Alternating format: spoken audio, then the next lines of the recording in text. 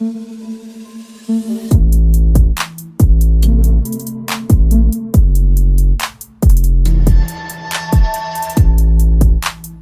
tema de hoje é a estatística e o uso de indicadores para a saúde e a segurança do trabalho. Tá? Então, olha só, vamos partir aqui dos dados estatísticos do Smart Lab, que é um laboratório, né, que utiliza dados aí do INSS, lá no laboratório da USP, né, que utiliza aí dados do INSS, aí, em parceria com o Ministério Público também, com o governo, para analisar aí os acidentes e as doenças ocupacionais aí no Brasil. Tá? Então, esse mapa está nos mostrando aqui o total, né, de acidentes por região. Esses pontinhos vermelhos aí são as incidências, né, de acidente. E a gente vê aqui que na região, por exemplo, aqui Nordeste, a região Centro-Oeste, né, também na região Sul, é maior esse número de acidentes. Né? E o que esses números querem nos dizer? Vamos lá, vamos ver. Primeiro, né, a primeira tabela aqui que a gente pode acessar é a notificação de acidentes de trabalho por setor econômico. Então vejam só, a gente tem aqui uma faixa do ano de 2012 até o ano de 2020. Lá no site, a gente tem até o gráfico de como é que essa curva foi se comportando nesses anos todos aí, né, de 2012 até 2020. Mas eu compilei aqui a tabela e extraí somente o valor de pico e o valor que a gente tinha em 2012 e 2020. Então, está ordenado aqui pela coluna do ano de 2020. Se vocês observarem, essa coluna do ano de 2012, por exemplo, esse transporte rodoviário de carga está maior, né? Ali a administração pública em geral está maior também, mas ele está ordenado pelo ano, em ordem decrescente, pelo ano de 2020. Né? E a gente tem um pico que não necessariamente é em 2012 ou não em 2020, a gente marca ali o ano. Né? Então, por exemplo, nas atividades hospitalares foram as que mais registraram aí acidentes de doenças ocupacionais. E o valor de pico foi lá em 2014, 58 mil acidentes. Veja que reduziu um pouquinho, mas ainda está bem alto aqui em 2020. Né? Comércio varejista caiu, né? A gente teve um pico lá em 2014 também, 23 mil acidentes, mas ele caiu em relação a 2012. Também aqui esse processamento aqui de aves, desculpa, o abate de suínos, aves de pequeno porte, cresceu o número de acidentes aqui em 2020. Né? Deixa eu tirar aqui a minha câmera. Então o abate de suínos e aves, né? O pico de acidentes foi agora em 2020. Né? Então o que eu poderia imaginar isso? Por que está variando isso? A gente tem que ver o contexto econômico mesmo brasileiro, a atividade econômica. Veja que em 2020 ó, a carga de trabalho em cima dos funcionários, em cima dos trabalhadores da área hospitalar aumentou muito por conta da pandemia de 2019, 2020. Né? O comércio varejista teve uma certa queda por conta do isolamento social, né? E também o abate de aves e suínos aumentou, né? Porque a gente teve que fornecer, a exportação aumentou, então a gente teve que fornecer mais, então o pico aqui de acidentes e doenças foi agora mais para próximo de 2020. Né? Então, por ocupação aqui, por profissão, né? Vocês sabem que o Brasil tem uma CBO, né? Uma classificação brasileira de ocupações. Quando eu vou registrar um empregado, eu tenho que registrar uma profissão que é legalizada. Né? Então tem um número para essa profissão. Né? Então veja só aqui, ó, em 2012 a gente tinha aí 19.777 acidentes envolvendo a profissão técnico de enfermagem. Né? E 2020 aumentou bastante, o nosso pico foi aqui em 2020. Né? Então alimentador de linha de produção ó, diminuiu, né, de 2012 para cá, porque diminuiu a atividade econômica mesmo. Né? Em 2013 a gente tinha um pico industrial maior também, foi quando deu o pico de acidentes. Tá? O faxineiro aumentou, né? Porque são funções que se mantiveram aí mesmo com a pandemia. Né? Motorista de caminhão diminuiu um pouco também aqui para 2020, porque diminuiu também a atividade econômica e o transporte. Enfermeiros ali, lembrar que a proporção de enfermeiros para a técnica de enfermagem, ela é essa também, mais ou menos um enfermeiro para cada 10 técnicos no hospital. Né? Então, mesmo assim, é um número alto, né? Normalmente aqui são doenças relacionadas ao trabalho, aí, ao estresse e a fatores ergonômicos também. Tá? A gente tem também acidentes, claro, na área de enfermagem, principalmente os acidentes perfuro-cortantes, né? Ó, servente de obra caiu bastante, mas por quê? Porque a construção civil caiu muito, né? O pico foi lá, de acidentes foi lá em 2012, ó, que a gente tinha uma atividade maior na indústria da construção. Coletor de lixo domiciliar, ó, se manteve estável. O que aconteceu? Na pandemia, as pessoas continuaram produzindo lixo, né? Então, o volume, né, de entregas também continuou constante, né, de recolhimento. Então, a quantidade de acidentes também se manteve, né? Auxiliar de enfermagem também reduziu muito, mas o que aconteceu aqui com o auxiliar de enfermagem? Na verdade, é uma profissão que está sendo extinta, né? Ela está sendo substituída pelo técnico de enfermagem. Não existem mais cursos de auxiliar de enfermagem. Então, esses profissionais aí que trabalham hoje como auxiliar de enfermagem vão sendo, ao longo dos anos aí, quando vão se aposentando, né? Estão sendo substituídos pelos técnicos de enfermagem. Então, isso explica aqui a redução também de acidentes, porque reduziu o número de trabalhadores nessa categoria. Não quer dizer, gente, que técnico de enfermagem seja a profissão mais perigosa do Brasil, porque isso aqui é um número absoluto. Eu tenho sempre que comparar esse número com o total de trabalhadores dessa profissão. Tá? Não faz sentido eu usar um número absoluto aqui. Em alguns casos vai nos servir, dentro da nossa empresa aqui, vai nos servir o número absoluto. E a gente também pode separar por ocupações, para, por exemplo, definir aí uma prioridade de capacitação, né, definir melhorias nos ambientes de trabalho dessas profissões aí. Tá? Então a estatística é essa ferramenta matemática aí que vai nos ajudar a tratar desses dados, né? Primeiro, como é que são coletados esses dados? Por exemplo, como vocês sabem que um deputado federal vai ser eleito, né? Eu posso fazer uma pesquisa, mas a gente não entrevista todos os cidadãos brasileiros aí, todos os eleitores, para saber em quem vai votar, né? Mas eu consigo, através de uma pequena parcela, tomar, poder tirar uma conclusão sobre a população geral. Tá? Então, essa pequena parcela a gente chama de amostra, né? Então, eu vou tomar lá um número. Agora, tem que ser um número confiável, né? Um número representativo da população. E tem algumas técnicas de amostragem. Normalmente, a gente usa uma distribuição aleatória, né? Não adianta também eu querer entrevistar só as pessoas do partido daquele deputado, né? Senão a minha pesquisa vai ser tendenciosa, né? E dividir também por regiões. Mas se tem uma precisão boa, né? Se tem um erro aí de 2%, 1%, né? Nas pesquisas aí, e acaba se comprovando. Agora, se lembre que esse tipo de pesquisa ele é uma foto do momento, né? Então, agora, por exemplo, tem pesquisas eleitorais, mas está muito longe ainda da eleição. Na área de segurança do trabalho, normalmente a gente não trabalha com amostra, a gente trabalha com a população toda. Tá? Todos os acidentes que acontecerem, por exemplo, a gente vai estar utilizando. O que a gente pode estar usando como amostragem é, por exemplo, a estatura das pessoas, número de calçados, que a gente pode estar usando aí para o EPI, né, para dimensionamento de bancadas de trabalho. Então a gente pode usar essas medidas de tendência central aí, de dispersão também, e através aí de amostras estar determinando essas dimensões desses ambientes aí. Primeiro, entender nessa figura aqui o que é uma distribuição normal, né? Essa curva também chamada de gaussiana ou curva de Gauss, ela pode representar, e representa um grande número aí de populações de análise, né? Essa parte central ali, a letra Mi do grego aí, é a média. Tá? Lembrar que a média, você não vai ter um indivíduo médio.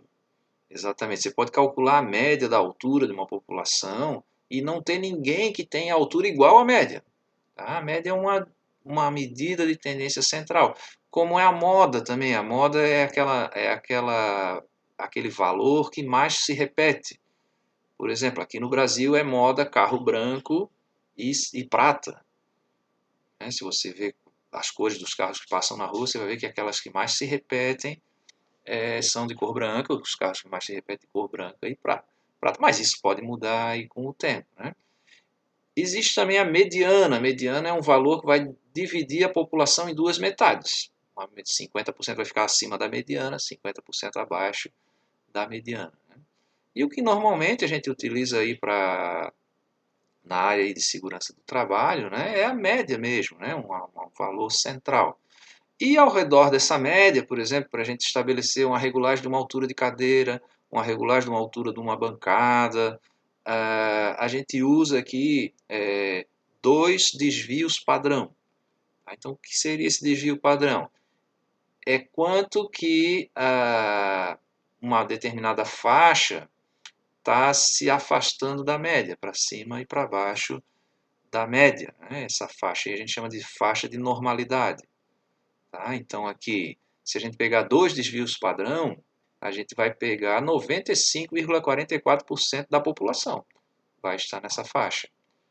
Tá? Se a gente pegar três desvios padrões, aí já vou para 99,73%.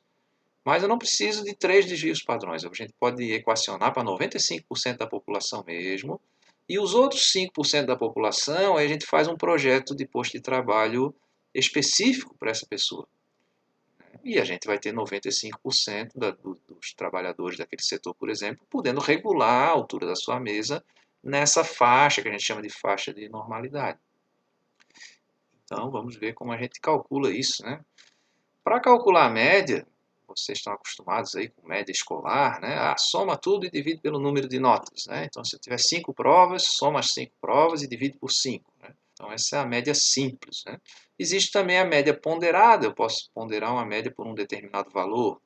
Aqui no meio acadêmico a gente usa também, assim, essa prova é peso 2, então eu tenho que multiplicar ela por 2, somar com a outra prova e vou dividir tudo por 3, né?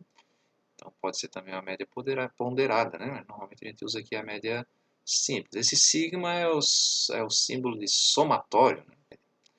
O desvio padrão é quanto que essa é uma medida de dispersão, né? Quanto que cada valor está se distanciando da média. Então a gente faz uma somatória do desvio quadrático. O que é isso? Cada valor, por exemplo, a altura de uma pessoa ali, o xi seria a altura de uma pessoa, em relação ao x médio, em relação à média, né? Então, pega lá, eu tenho 1,70, a média é 1,65, então 1,70 menos 1,65, elevo isso ao quadrado. E aí vou somar com a outra pessoa lá, que tem 1,85 m, em relação à média, né? Somo isso tudo, divido pelo número de valores que eu tenho ali, o n-1, né? O número de valores menos 1, e aí vou extrair a raiz quadrada, isso me dá o famoso desvio padrão, né? Uma medida de dispersão. Quanto menor for esse desvio padrão, mais compacta é a minha amostra, quer dizer, mais próximo da média as pessoas estão. Tá? A gente diz que a variância é menor, né? Então aquela curva gaussiana ela vai ficar mais alta, assim, né? E quanto maior o desvio padrão, mais espalhada está a curva. Quer dizer, mais longe da média as pessoas estão.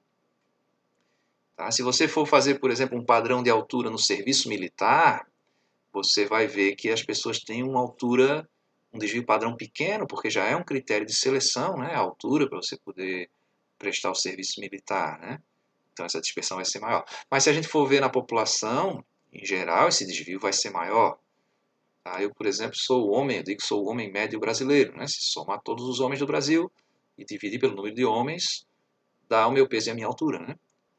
E eu não posso, claro, equacionar as coisas, por exemplo, projetar um veículo aí para essa pessoa média, porque eu vou estar excluindo muita gente do uso desse ferramental aí. É por isso que a gente usa o desvio padrão, na verdade a gente usa dois desvios padrões aí, para cima e para baixo da média, para pegar uma faixa de regulagem, por exemplo, da altura do volante, da altura do banco, a distância que o banco fica em relação ao volante ali, uma faixa que pegue 95% das pessoas, né? Então, uma faixa de regulagem. Nesse caso aí, para a aplicação física da ergonomia, né? Então, esse é o desvio padrão. E, claro, em vez de usar essas equações, a gente poderia usar uma calculadora científica que tem a função, né? Mas é muito chato, você tem que digitar cada valor. Então, para pequenas amostras, assim, são 20 valores. Você digita lá os 20 na calculadora científica e extrai lá o desvio padrão, extrai lá a média e tal, né? E, claro, agora com o computador, muito mais fácil a gente usar uma planilha eletrônica, né? E eu posso, ao longo do ano, ir alimentando essa planilha, por exemplo, com os acidentes de trabalho aqui da minha empresa, e tirar alguns dados, por exemplo, quem se acidenta mais na minha empresa? Quantos acidentes ocorreram na minha empresa? Ah, foram 7 acidentes esse ano de 2020. Qual setor acidentou mais? Então, em número absoluto, foi o setor de embalagem, sei lá, foi o setor de esterilização aqui no meu hospital. Qual é a faixa etária de quem se acidenta? Qual é a média de idade dos acidentados? Quantos dias, em média, se perde por acidente de trabalho? Qual é a principal causa de acidente de trabalho? Então, numa planilha, a gente pode estar extraindo esses dados de uma maneira muito mais simples, né? E poder concluir para também direcionar nosso foco de trabalho para aquele setor ou para aquela ocupação, para aquela profissão que tem os acidentes mais graves ou mais frequentes, né? Tá? É claro que todo acidente vai ter que ter uma ação corretiva, além de amparar o acidentado, como a gente já estudou em nossa primeira aula, né? Primeira e segunda aula, eu tenho que ter uma análise desse acidente para evitar que ocorra outro, né? Mas as ferramentas aí de estatística nos ajudam bastante. E aqui não é amostragem, tá, gente? Aqui nós vamos usar todos os dados, todos os acidentes. Lembrar também que dos dados oficiais existem subnotificações, né? Acidentes que não são registrados. Então, então posso ter algum erro aí, né? Mas dentro da nossa empresa a gente tem que registrar todos. E se a gente não registrar, a gente também pode ser multado, né? A empresa pode ser multada.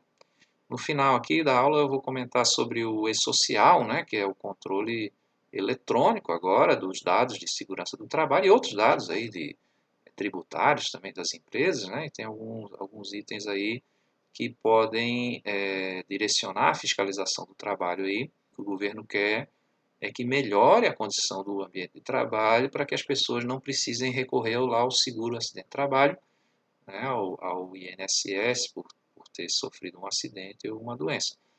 Então, existem incentivos e também existem multas aí, incentivos para as empresas que cumprem as normas e reduzem os acidentes de trabalho e multas para aquelas que não cumprem.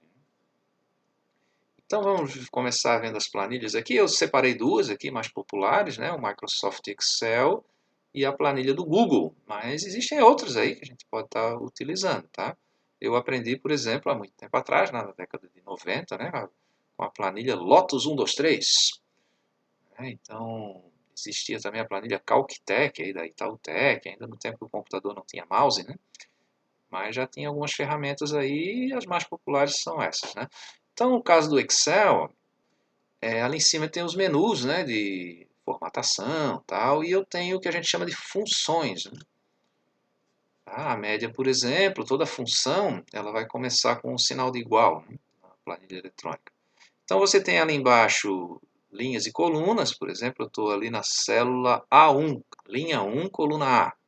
Estou na célula A1. E é dentro dessas células, por exemplo, B5, né, coluna B, linha 5, que eu vou me relacionar. Então, eu quero somar, por exemplo, a célula A1 com a A2. Eu quero fazer a média da célula B1 até a célula B9, botar os dados ali naquela coluna B. Então, eu vou ter que direcionar. E o resultado da fórmula vai estar na célula onde eu coloquei essa fórmula, tá? Então, nesse caso ali, eu estou botando a fórmula da média já na célula A1, mas eu tenho que dizer agora, ela vai abrir esse menu aí, quais células eu vou calcular a média, né? Então, ali entre parênteses, ali eu vou dizer, é do B2 até o B9. B2, dois pontos, B9. Entre parênteses ali, ele vai calcular a média B2, B9.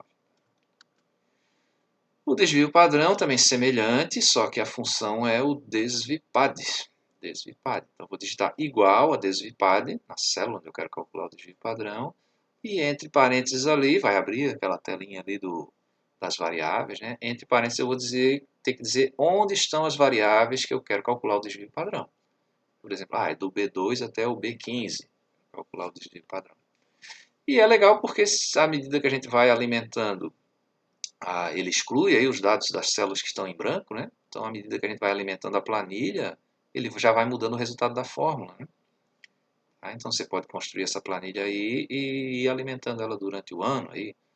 Tá? Ou você pode receber esses dados, por exemplo, lá do setor de saúde, peso e altura das pessoas, para saber a média de altura, das pessoas que trabalham em determinado setor, né? Peso, altura e setor. Então, cada coluna vai ser uma determinada variável, né? Primeira coluna, o nome completo da pessoa. Segunda coluna, o setor de trabalho. Terceira coluna, peso. Quarta coluna, altura. Pronto, a gente abriu aqui a planilha do Excel e eu já tenho os dados aqui digitados, né? Então, o que seria aqui? Ó, o nome, a data de nascimento, a idade, a altura e o peso. Então, veja, todo ano, né, a idade da pessoa vai estar se alterando, né? A data de nascimento não vai estar se alterando, mas a idade se altera. Então, eu posso ter na hora da contratação da pessoa, registro aqui o nome, né? Ricardo Luiz Machado, que sou eu, 19 de janeiro de 1972. E aí eu peço para o Excel calcular essa idade. Então, como é que eu posso fazer isso? O peso e a altura podem variar também, né? Normalmente a altura não, mas o peso pode variar com o tempo, né? Mas como é que eu calcularia essa idade então? A gente usa a função hoje. A função hoje é a data do Windows, que a gente vai ter aqui no reloginho aqui do computador, né? Do Windows. Então a gente faz o seguinte, faz a função inteiro também, porque não interessa que o professor Ricardo aqui, por exemplo, eu tenho quase 50 anos, mas a princípio eu só vou ter 50 quando for o dia 19 de janeiro agora de 2022, né? Então não adianta eu botar aqui 49,9. Então a gente usa a função inteiro, que eu usei aqui, ó, igual a inteiro, aí eu abro parênteses e faço o inteiro de hoje menos o B2. O que é o B2? Ó? É a data de nascimento do Ricardo. B, linha 2. Ó. E ainda eu tenho que dividir isso por 365 para me dar a idade em anos, né? Então vai pegar a fração inteira. Depois a gente pode pegar essa alça de arraste aqui, ó, puxar para baixo, ele vai copiar essa fórmula para as outras pessoas. Só que aqui, para a idade do Miguel, por exemplo, já está usando o B3, não usa o B2. Para a idade da Ana, está usando o B4. E o Ricardo usa o B2, que é a data de nascimento do Ricardo. Então tem um valor aqui. Se eu quisesse agora, por exemplo, calcular a média de altura das pessoas, então vamos digitar aqui, ó, média de altura. Vou colocar nessa célula aqui, né? A média é igual média, ou se vocês preferirem, não quiserem digitar aqui, clica aqui no f de x, ó, você vai procurar a função média, ok? E aí ele vai lhe perguntar quais são os valores que você quer. Você clica aqui, eu quero a média de altura, seleciona as células da altura, dou um Enter, dou um OK. A média de altura das pessoas dessa empresa aí, 1,65 m e meio, né? 165 centímetros e meio.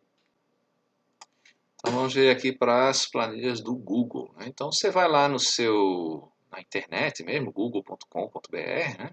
Você pode entrar lá com o seu usuário, por exemplo, do Gmail, né? Ou aqui quem é aluno do IFRN com o seu e-mail @escolar, que é o convênio que a gente tem com o Google, né? E você procura lá dentre os aplicativos do Google o Google Drive, que seria o local onde a gente guarda arquivos, compartilha arquivos, e ali no Google Drive a gente tem os vários aplicativos, o Google Docs, por exemplo, para texto, e o Google Planilha. Tá? Então você vai lá, abre, cria uma planilha nova dentro do seu Google Drive, ela já vai salvar lá. Você pode depois até compartilhar com um colega de trabalho aí, para ele ajudar na alimentação, na extração de dados dessa planilha, né? E aí você dá um nome para essa planilha e vamos alimentar. A mesma coisa aqui, ó, linhas e colunas, né? A1, A2, A3, B1, B2, B3. O menu é mais simplificado, mas tem as mesmas funções do Excel. Tá? Então vamos ver como funciona. Para o caso da média, aí a gente não usa a função média em português, nós vamos usar median. Tá? Aquele colchete ali é só para indicar que essa ali é a função, né? Mas a gente vai digitar lá na célula igual a median e entre parênteses eu vou botar o conjunto de células que eu quero fazer a média. Por exemplo, do B2, dois pontos, B90. Então vai fazer a média daquela coluna B desde o item da linha 2 até a linha 90. O caso do desvio padrão, aqui em inglês também, né? É stdev. Igual a stdev. Então, um pouquinho diferente o nome da função aqui. Pronto, então aberta aqui a planilha do Google. Nesse caso aqui está com uma planilha sem título, né? Mas eu joguei os mesmos dados que a gente tinha ali no do Excel, né? Dou um Ctrl C lá no Excel, colo aqui. Então aqui, se você der um clique duplo aqui, ó, você consegue aqui entre cada coluna, ó, você consegue ajustar a largura da coluna, por exemplo, altura, peso. E eu gostaria de saber aqui embaixo, né? Por exemplo, a média. Sim, aqui também, como é que calculei a idade, a mesma função, ó, inteiro, só que a gente não usa o hoje, usa o today. Today menos B2, que é a data de nascimento do Ricardo, ó, B2, dividido por 365. E aí eu gostaria de saber aqui a média de idade. Então vamos usar aqui a função média, né? Ó, aqui tem um f de x, mas a gente poderia botar igual a median. Ó, vou usar ali o valor da média, agora aqui sim, da idade. Enter. 41 anos. Bom, então essa próxima parte agora é sobre os indicadores, né, os valores que a gente pode usar para saber do nosso desempenho, se a nossa empresa está indo bem ou mal, né, se a gente melhorou em relação ao ano passado, se a gente está bem ou mal em relação a outras empresas do mesmo segmento. Né. Não adianta eu querer comparar laranja com cenoura, tá? Você tem que comparar, por exemplo, se é uma empresa da indústria da construção civil, tem que se comparar com outra empresa da construção civil, não vai se comparar lá com empresas da indústria da mineração, que tem fatores muito diferentes aí de exposição, né? Fatores ambientais, riscos de acidentes bem diferenciados. Tá? Mas nos serve aqui. E para o governo também alerta isso. Né? Agora, com o E-Social, o governo sabe em tempo real, né, qual é as empresas, porque a gente vai registrando os acidentes em tempo real, e ele sabe se aquela empresa está se desviando muito do padrão daquele segmento econômico. Né? Isso pode, claro, direcionar aí a fiscalização do trabalho, né, para aquela empresa. Além de outras coisas, não só a fiscalização, mas também a taxação da contribuição aí do seguro de acidente de trabalho, por exemplo. Tá? Então, esses reloginhos aí, nem sempre a gente tem que ter o indicador em tempo real, né? Mas imagine um automóvel aí, você está conduzindo seu automóvel, você precisa saber em tempo real qual é a velocidade do seu automóvel. Algumas coisas você não precisa saber, por exemplo, quantos quilômetros eu rodei hoje. Eu posso descobrir isso somente na hora que eu parar o carro, né? Aqueles valores que eu preciso saber de maneira instantânea tem que ter os ponteirinhos mais visíveis, né? Tá? Então a gente tem, claro, indicadores padronizados aí para a segurança do trabalho e outros, né? E como tem em outras áreas. Então, olha só, um gráfico como esse, ó, ele pode me dizer muita coisa, assim, a mediana em meses, né? Então, ó, em dezembro, sempre no mês de dezembro de 2005, 2006, 2007, 2008, está diminuindo. Então, o que, que seria isso? Se fosse um gráfico de produção, tá piorando a minha empresa. Né? Se for um gráfico de acidentes de trabalho, opa, está melhorando a minha vida. Né? Então, tem que ver o que, que essa variável, né? Esse conjunto de variáveis que vai compor o meu indicador, me sinaliza. Tá? Então, a gente, por exemplo, pode ter um aumento do investimento de segurança do trabalho e eu tenho que cruzar isso, claro, com a redução dos acidentes, né? A redução dos prejuízos aí, decorrentes do acidente de trabalho. Né?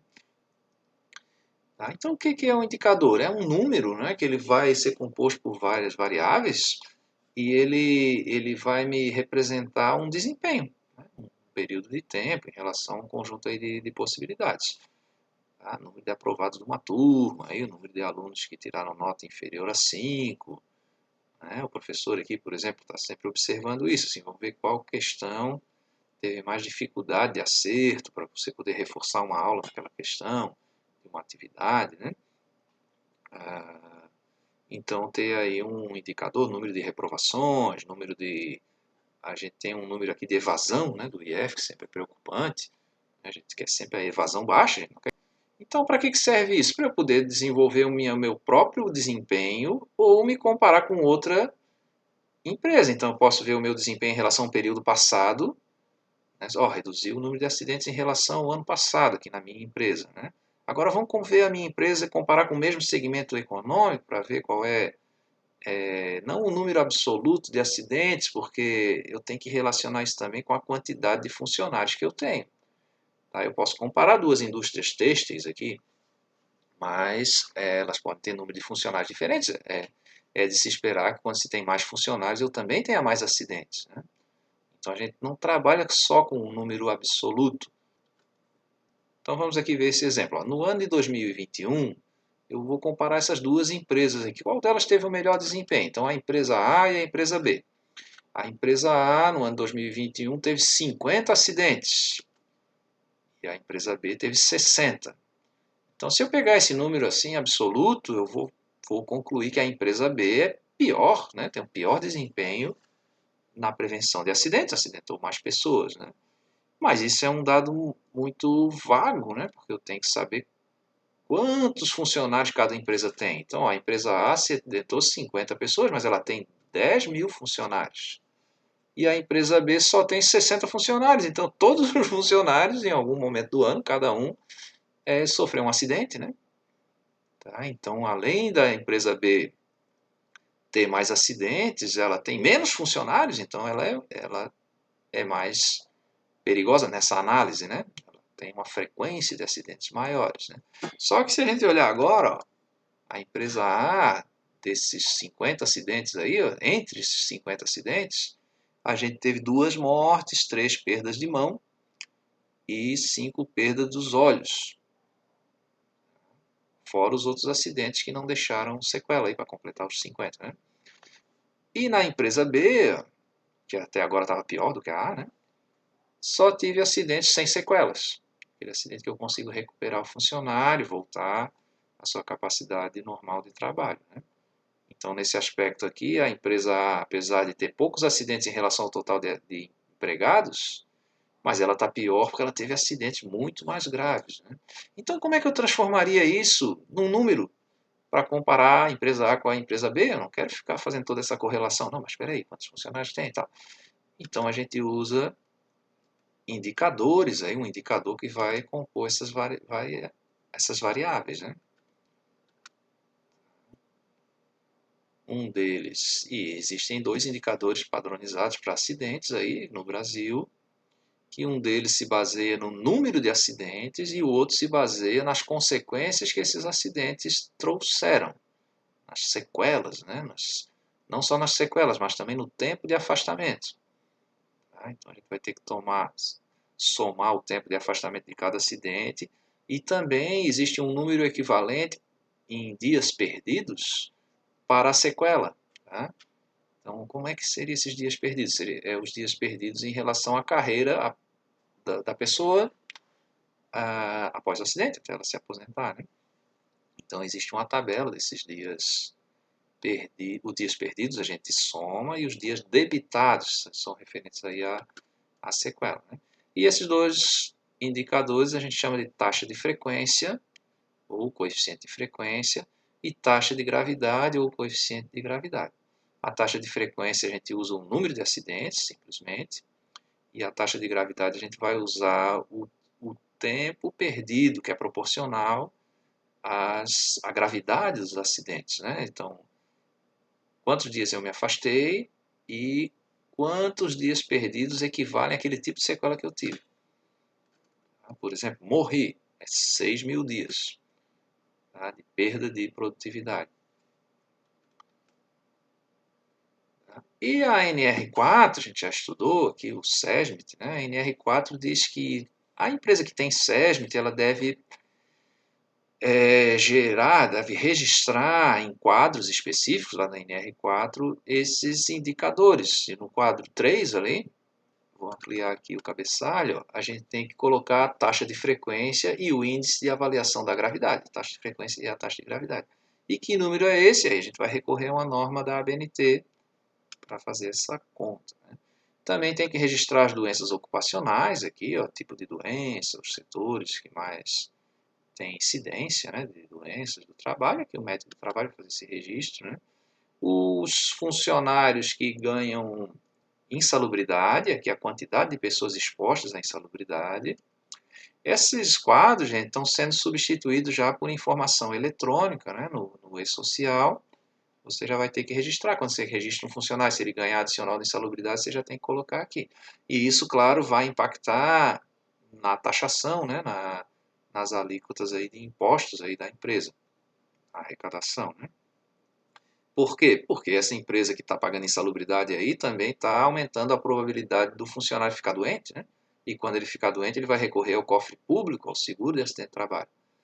Então, claro que se eu tiver mais gente recebendo insalubridade aqui, vou ter que pagar mais para a contribuição da Previdência Social. Tá? E o último quadro são os acidentes sem vítima, né? Aquele acidente que não teve lesão, né? O acidente do conceito lá prevencionista, né? Aquele que tem a possibilidade de a gente gerar uma lesão, gerar um afastamento do trabalho. Tá? Então, ao final de cada ano, a gente preenche esse mapa, né? O ideal é, durante o ano, você ter planilhas para ir registrando isso caso a caso, a cada análise de acidente, você já registrar lá os fatores, e depois a gente transcreve para cá os números nesse mapa. E antigamente a gente tinha que remeter isso para a delegacia do trabalho, né? Hoje em dia não, a norma mudou, 2016, né, se não me engano, e ela exige que você tenha esse registro na empresa à disposição da fiscalização. Então o auditor fiscal do trabalho vai querer ver esse quadro, né? Se eu não tiver, vou ter que pagar uma multa. E voltando para o quadro 3 do acidente com vítima, como é que eu vou calcular essa taxa de frequência e essa taxa de gravidade? Vamos recorrer à NBR 14280, tá? A norma brasileira regulamentadora da Associação Brasileira de Normas Técnicas, né? E ela foi atualizada há muito tempo atrás, no ano de 2001. Como é que eu sei disso aqui, se esse slide não está ultrapassado? É sempre bom você que é técnico de segurança do trabalho, né? Você que é profissional de segurança do trabalho, dar uma olhadinha no catálogo da ABNT, né? Vai lá com o número da norma e vê se essa norma que você está usando aí ainda está vigente, né? Então, nesse caso aí está, né? E aí a conta é essa, ó, a taxa de frequência, é a mais simples, né? É o número de acidentes dividido pelo número de homens hora trabalhadas. Né? Então, da onde é que surgiu aquele 1 milhão ali? Esse 1 milhão é para o meu número não ficar com muitas casas decimais, tá? Não ficar muito pequeno. Então a gente multiplica por 1 milhão, na norma já diz isso, né? Para ter um número mais palpável, e mais fácil de a gente trabalhar, tá? Então o número de acidentes é fácil, ó, ocorreram 10 acidentes, pronto, o NA é 10. Nesse período aí, nesse ano, por exemplo, de 2021 aí, né? O 1 milhão é uma constante e o número de homens horas trabalhado, ele é função do número de pessoas, vezes as horas por dia que cada pessoa trabalha, vezes os dias do período. Nesse caso aí, se for um ano, 365, né? Normalmente os contratos de trabalho aí são de 8 horas por dia e eu multiplico o número de funcionários vezes 8 vezes 365. Vai ser esse denominador NHH. Para o coeficiente de gravidade também uso o NHH. Então, olha só esse exemplo. Calcule aí o coeficiente de frequência para o ano de 2009 de uma empresa que apresentou 10 acidentes, tendo trabalhado 350 dias. Né? Lembre que os funcionários também têm férias, né? No ano, né? E 8 horas por dia com 100 funcionários. Então está aqui a conta. Taxa de frequência 10 acidentes vezes 1 milhão dividido por 100 vezes 8 vezes 350. 35,7. Essa é a minha taxa de frequência. E aí eu posso comparar ano a ano. Por exemplo, eu posso ter aumentado o número de funcionários de um ano para o outro. Então isso também pode aumentar o número de acidentes. Mas como o denominador ali vai aumentar, né, eu tenho um número absoluto aí que eu posso comparar ano com ano. Mesmo tendo mudado a exposição dos trabalhadores, mesmo tendo mudado o número de trabalhadores e trabalhadoras, mas eu posso comparar um ano com o outro, o ano de 2008, por exemplo, o ano de 2009, ver se minha taxa está crescendo, né? E aí isso é função não só do número de expostos, mas é função das condições de trabalho que podem ter piorado, né, na minha empresa. E o coeficiente de gravidade, ou taxa de gravidade, né? Eu acabei deixando ali o título como coeficiente, mas é a TG, taxa de gravidade. Aí eu vou pegar os dias perdidos, esse dia de perdido é quanto cada acidentado se afastou. Ó, cortei o meu dedo, me afastei 10 dias. quebrei o braço, me afastei 30 dias. Tá? Então, esse é o número de dias perdidos de cada funcionário. Eu vou ter que somar o número de dias perdidos de todos os acidentes daquele ano. Né? E os dias debitados são dias onde eu vou pegar a sequela, caso o acidente tenha deixado alguma sequela, e vou extrair de uma tabela aí da norma. Tá? O número de homens hora trabalhada, mesma continha lá da outra taxa da taxa de frequência. Né? E essa é a tabela, eu tenho ali uma avaliação percentual, né? Mas tenho a outra coluna, a última coluna é o número de dias. Por exemplo, morri, avaliação percentual de perda de capacidade de trabalho, 100%, né? Não posso mais trabalhar.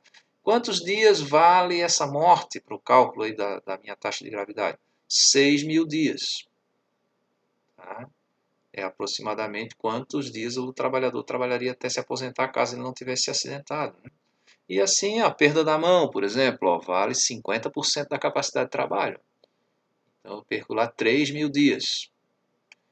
Lembrando que eu tenho que somar também aqueles dias que eu fiquei afastado do trabalho, né? Então, ó, perdi a minha mão, fiquei afastado 3 meses, vou ter que somar esses 90 dias, mais o dia debitado aí de perda da mão, que é aí mais 3.000, né? Acho que tem um exemplo. Então, o exemplo aqui, ó, calcule o coeficiente de gravidade, ó, a taxa de gravidade, né, para o ano de 2009, para uma empresa que possui 400 funcionários. Ela possuía naquele ano, né, 400 funcionários, trabalhou 350 dias nesse ano, 8 horas por dia. Né, e apresentou 3 acidentes, ó, uma morte, uma perda da mão com 90 dias de afastamento e um acidente sem sequelas com 30 dias de afastamento. Por exemplo, cortei o dedo e aí fiz um corte no meu dedo aqui, depois fiz o tratamento e voltei com a mesma capacidade para o trabalho, não me deixou sequelas, então só tem os dias de afastamento. Então a conta é essa, 90 dias, mais 30, mais 6.000 da morte, mais 3.000 da perda da mão. Vezes 1 milhão dividido pelo número de homens hora trabalhados. E aí vou ter aí uma taxa de gravidade de 1.109. E se é um número grande, é pequeno, aí eu tenho que comparar com outra empresa do meu segmento econômico, né? Para ver se eu estou abaixo ou acima aí da realidade dos trabalhadores, da realidade desse mercado aí de trabalho, né? É claro que a gente sempre quer que isso aí seja zero, tá? E isso depende de investimento, claro, em segurança do trabalho. Né? E para premiar as empresas que investem e castigar aquelas empresas que não investem, o governo criou o FAP, Fator Acidentário de Prevenção. Disse o seguinte na lei, né? Esse FAP é calculado em função da frequência das ocorrências de acidente aí e da gravidade desses acidentes também. Você não precisa calcular o FAP não vou nem botar a fórmula aqui não, porque quem calcula é o INSS, né? A seguradora, nossa seguradora aí, estatal do seguro de acidente de trabalho. Então, ano a ano, esse seu FAP pode ser 1, né, mas ele pode variar também de 0,5 até 2. Então, eu posso pagar, por exemplo, o dobro de contribuição para o INSS porque eu estou acidentando muita gente com gravidade alta. Né? Então, se o meu FAP for 0,5, eu vou pagar metade do que eu normalmente pagaria. Para eu conseguir baixar esse FAP, a gente tem que investir em segurança do trabalho. E é por isso que teve um período aí, quando lançaram o FAP, começaram a chamar os profissionais de prevenção de gerente de FAP. Né? Então você vai ver aí o que é bom investir dinheiro aí na empresa. Agora não é mais um custo, né? Porque se eu investir aqui, eu vou reduzir a minha contribuição para o INSS. Então, o meu pagamento lá para o INSS seria esse FAP multiplicado pelo seguro de acidente de trabalho. Né? E esse seguro de acidente de trabalho, a gente sabe pela lei que ele é 1, 2 ou 3%, em função do grau de risco da empresa, por exemplo, grau de risco 1, vou pagar 1%, grau de risco 2, vou pagar 2% da folha de pagamento, grau de risco 3, vou pagar 3% da folha de pagamento. Tá? E o grau de risco 4, ele também é 3%. Tá? 3 e 4 elevado, vou pagar 3% aí da folha de pagamento. Então, se o meu FAP deu 0,5, vou pagar metade disso, né? Meu segmento aí. Se o meu FAP deu 2, vou ter que pagar o dobro do que normalmente eu pagaria antes da lei do fator acidentário de prevenção. E agora com a chegada do e-social, que há 10 anos a gente já vem tendo notícias, né, da informatização, a gente teve já um avanço que foi a comunicação de acidente de trabalho eletrônica, né, e o e-social envolveu outras coisas, né, que, por exemplo, a questão da aposentadoria especial. Então, quando você, todo o seu trabalhador vai ter que, a empresa vai ter que estar pagando aí um percentual, né, do salário dele, e o trabalhador paga também, é descontado em folha uma parte, para que ao longo da carreira dele, né, ao final da carreira, ele possa se aposentar e ter esse provento pago pela seguradora, né? Então, não é só um dinheirinho que o governo me dá, não, eu botei o dinheiro lá, né? O problema é quando você tem uma condição especial de trabalho, e aí a lei previdenciária trata disso, né? Não é a lei trabalhista não, não são as NRs não, é a lei 8.213, né? O decreto 3048 ali, me diz o seguinte: eu posso ter algumas condições especiais, não confunda com insalubridade, que é outra coisa, né? Mas eu posso ter algumas condições especiais que vão reduzir esse tempo de aposentadoria. Então, esses trabalhadores aí, eu tenho que registrar quem são aqui no E-Social, porque eu vou ter que, a empresa vai ter que pagar um percentual maior. Então, se ele aposenta lá com 15 anos, tá, em riscos bem elevados aí, eu tenho que aposentar ele com 15 anos para garantir que ele não vai se aposentar doente, eu vou pagar mais 12%, além da contribuição normal. Se ele vai se aposentar com 20 anos de trabalho, eu pago mais 9%, além da contribuição normal. E se ele se aposentar com 25 anos, pago 6% a mais. Claro que isso é para financiar o, o pagamento do salário da pessoa no fim da carreira, né? Tá? E esses dados aqui vou extrair do perfil profissiográfico previdenciário, né? Que ele pega informações aí, principalmente do laudo técnico, do LTCAT, né? Laudo técnico de condições ambientais de trabalho, e é um laudo feito aí pelo médico do trabalho ou pelo engenheiro de segurança que vai classificar se essa atividade da pessoa é especial ou não é. Tá?